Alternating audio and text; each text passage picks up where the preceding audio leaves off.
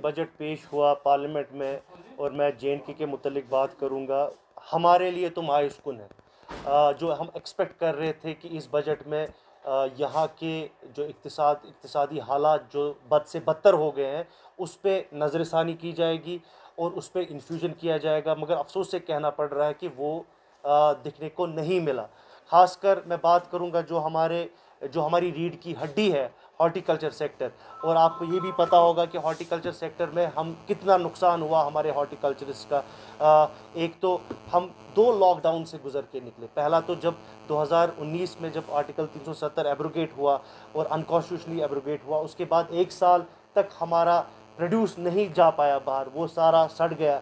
उसके बाद आपको भी पता है कि कोविड का लॉकडाउन लग गया और बहुत नुकसान हुआ, और साथ में बर्फ़बारी, अनसीजनल स्नोफॉल हुई और बहुत नुकसान हुआ हॉर्टिकल्चरिस्ट का। उनके लिए कोई ऐसा स्पेशल पैकेज नहीं मिला। और इनफैक्ट आज तो इस हॉर्टिकल्चर को ख़त्म करने के लिए जो ईरानियन एप्पल्स यहाँ पे मार्केट में आ रहे हैं, उस पे मैं उम्मीद कर रहा था कि गवर्नमेंट कुछ बोलेगी, कुछ टैक्स लगाएगी, जो बाहर से प्रोड्यूस आता है उस पर टैक्स लगता, ताकि हमारा प्रोड्यूस यहाँ पे निकले। तो ओवरऑल मायूस-कुन है। हमारे आर्टिजन्स जो बेचारे इस टाइम पे सड़क पे पड़े हुए हैं, उनके बारे में कोई पैकेज नहीं आया।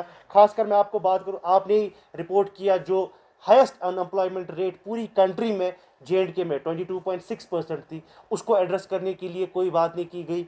इन्फ्लेशन, इतनी महंगाई से यहाँ के आम इंसान गुजर रहा है, उसको एड्रेस करने के लिए कोई ऐसा पैकेज नहीं किया गया। तो ओवरऑल मतलब मैं यही बोलूँगा कि जे.एंड.के के लिए मतलब लोगों को इस मुश्किल से निकालने के लिए हमको कुछ नज़र नहीं आ रहा है। ये सारा मतलब ये जो बजट, जिससे हमको कुछ उम्मीद थी कि आखिरकार गवर्नमेंट ऑफ इंडिया ये समझेगी कि कश्मीरी कौम और जो जे.एंड.के की कौम इस टाइम पे जो है तरह तरह की मुश्किलात से गुजर रही है, इनको एड्रेस करने के लिए कुछ ऐसा पैकेज दिया जाएगा, मगर अफसोस से कहना पड़ रहा है कुछ नहीं दिया गया है। कुछ ऐसे पैसे जो अभी 35,000 करोड़ की बात आ रही है, ये तो एग्जिस्टिंग जो इंफ्रास्ट्रक्चर यहाँ पे बन रहा है, एग्जिस्टिंग जो काम चल रहे हैं, उन पे पैसे लगेंगे ह्यूमन डेवलपमेंट के लिए। और ख़ासकर जो एक मिडिल क्लास सेक्टर है, मिडिल क्लास और लोअर इनकम क्लास सेक्टर के लिए क्या दिया है? कुछ भी नहीं मिला है इस बजट में।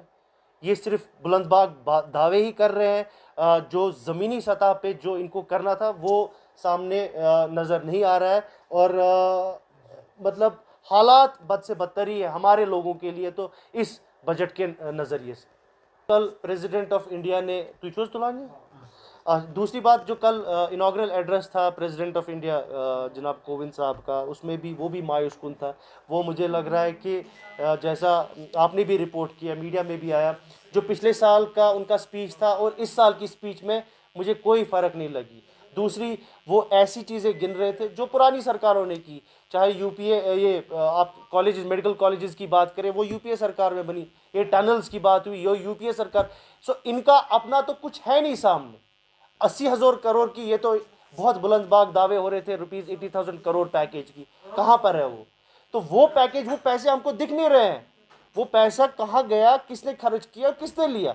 आज फिर से वही 35,000 करोड़ की बात कर रहे हैं। लेकिन लोगों के लिए, लोगों को इस मुसीबत से निकालने के लिए कोई ऐसा जो है कोई ऐसा इनिशिएटिव नज़र नहीं आ रहा है जिसकी हम उम्मीद कर रहे थे कि ये इससे यहाँ के लोगों की हालत थोड़ी बेहतर होगी।